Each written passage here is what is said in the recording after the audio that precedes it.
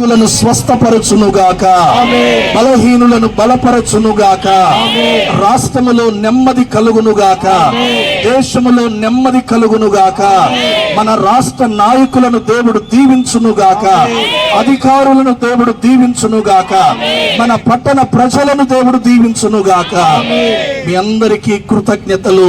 దేవుడు మనందరిని దీవించునుగాక. సంతోషమునివ్వడానికి, నెమ్మదినివ్వడానికి ఆయన ఈ లోకమునకు వచ్చాడు అనే విషయాన్ని జ్ఞాపకం చేస్తూ ఉన్నాం.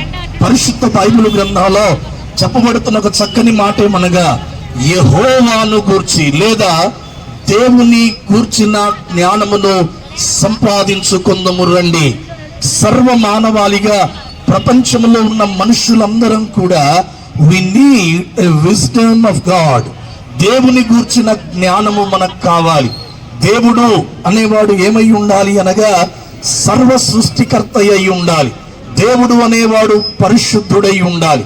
దేవుడు అనేవాడు స్వయంభవుడై ఉండాలని మనము చదువుతున్న అనేక గ్రంథాల ద్వారా మనం తెలుసుకొనగలుగుతున్నాం. ఒకటి, సృష్టికర్త అయి ఉండాలి. God should be A creator, సృష్టికర్త అయి ఉండాలి. రెండవది, దేవుడు పరిశుద్ధుడై ఉండాలి. దేవుని లేఖనములో రాయబడుతున్న మాట ఏమనగా, నేను పరిశుద్ధుడను గనుక మీరును పరిశుద్ధులై ఉండండి. 24 పెద్దల చేత, కోటాను కోట్ల దేవదూతల చేత ఆయన నిత్యము ఆరాధించబడుతున్న విధానం ఏమనగా, holy holy Lord God almighty.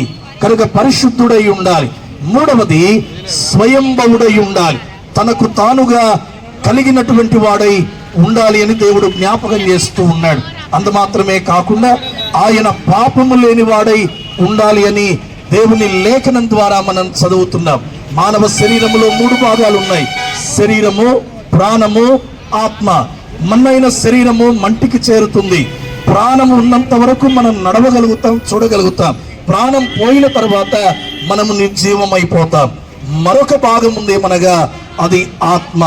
ఆత్మను గురించి బైబిల్ గ్రంథం ఏం చెప్తుంది అనగా, ఆత్మ దాన్ని దయచేసిన దేవుని యొద్దకు చేర్చబడాలి. నరుని ఆత్మ యెహోవా పెట్టిన దీపము అనే మాట మనం చూస్తున్నాం.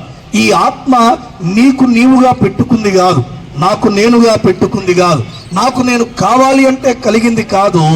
నరుని ఆత్మ యెహోవా పెట్టిన దీపము అనే విషయాన్ని దేవుడు మన జ్ఞాపకం చేస్తూ ఉన్నాడు.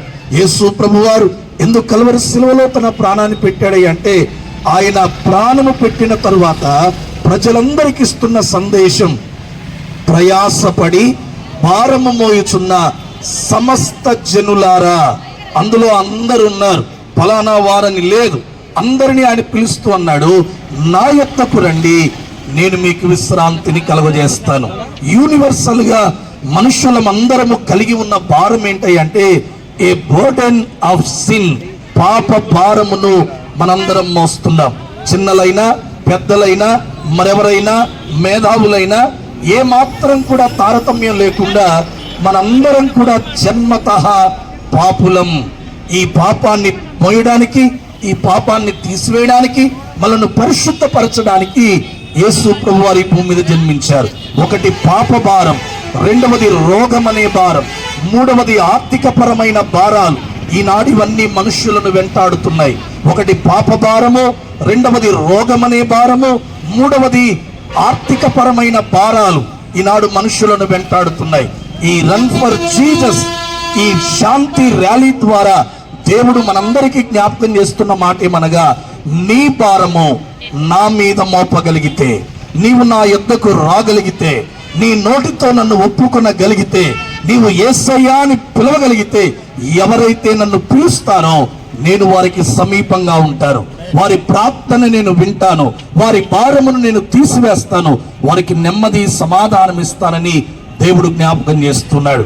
క్రైస్తవులుగా నాయకుల కొరకు, రాష్ట్రం కొరకు ప్రార్థించమని దేవుడు చెప్పాడు. ప్రపంచ శాంతి కొరకు మనం ప్రార్థన చేద్దాం.